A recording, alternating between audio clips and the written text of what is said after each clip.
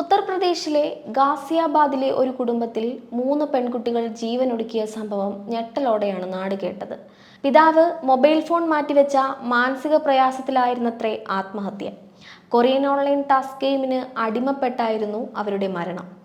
Online ഗെയിമിങ്ങിന്റെ മറവിൽ കൗമാരക്കാരെയും കുട്ടികളെയും അപകടകരമായ കെണിയിൽപ്പെടുത്തുന്ന പുതിയൊരു പ്രവണതയാണ് കൊറിയൻ ടാസ്ക് ഗെയിം അഥവാ കൊറിയൻ ലവ്. ഇതൊരു സാധാരണ വിനോദ ഗെയിം അല്ല.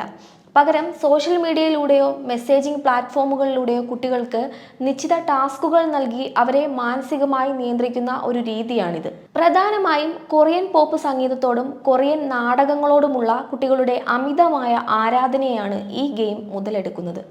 കുട്ടികളിൽ തങ്ങൾ ഇന്ത്യക്കാരല്ലെന്നും തങ്ങളുടെ യഥാർത്ഥ കുടുംബവും ജീവിതവും കൊറിയയിലാണെന്നുമുള്ള മിഥ്യാധാരണകൾ ഈ ഗെയിം കുത്തിവെക്കുന്നുമുണ്ട്.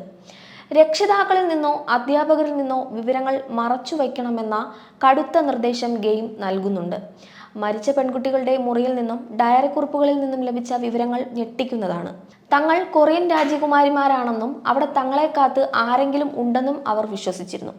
ഗെയിമിംഗ് അഡിക്ഷൻ മൂലം പഠനം അവതാളത്തിലായപ്പോൾ രക്ഷിതാക്കൾ മൊബൈൽ ഫോൺ പിടിച്ചു വാങ്ങിയതാണ് കുട്ടികളെ ആത്മഹത്യയിലേക്ക് നയിച്ചത്. ഇനി കൊറിയൻ തരംഗം ഇന്ത്യയിൽ എങ്ങനെ? ദക്ഷിണ കൊറിയൻ സംഗീതവും ഡ്രാമകൾ എന്ന് പൊതുവെ അറിയപ്പെടുന്ന സീരീസുകളും ഇന്ന് ആഗോളതലത്തിൽ ഏറ്റവും അധികം ആരാധകരുള്ള വിനോദ വ്യവസായമാണ്. കൊറിയൻ വേവ് ഇന്ത്യയിൽ ആദ്യം അലയടിച്ചത് വടക്ക് കിഴക്കൻ സംസ്ഥാനങ്ങളിലാണ്. എന്നാൽ അധികം വൈകാതെ ഇന്ത്യയുടെ മുക്കിലും മൂലയിലും വരെ കൊറിയൻ വിനോദ വ്യവസായത്തിന് ആരാധകരുണ്ടായി. കൊറിയൻ തരംഗം ഇന്ത്യയിൽ ശക്തിയായി അലയടിക്കുന്നത് 2012 പുറത്തിറങ്ങിയ പാർക്ക് ജെ സങ് എന്ന സൈയുടെ ഗംഗ്നം സ്റ്റൈൽ എന്ന ഗാനത്തിന്റെ വരവോടെയാണ്.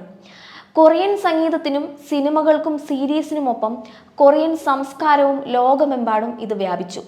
കൊറിയൻ തരംഗം എന്ന് വിളിപ്പേര് മാറി ഇന്ന് കൊറിയൻ ഭ്രാന്ത് എന്നാണ് ഈ പ്രതിഭാസത്തെ അറിയപ്പെടുന്നത്. രാജ്യത്തെ നടുക്കി ഗാസിയാബാദിൽ നിന്നും പുറത്തു വരുന്ന സഹോദരിമാരായ പെൺകുട്ടികളുടെ ആത്മഹത്യാ വാർത്ത പുറത്തു വന്നതോടെയാണ് കൊറിയൻ തരംഗം വീണ്ടും ചർച്ചയാവുന്നത്.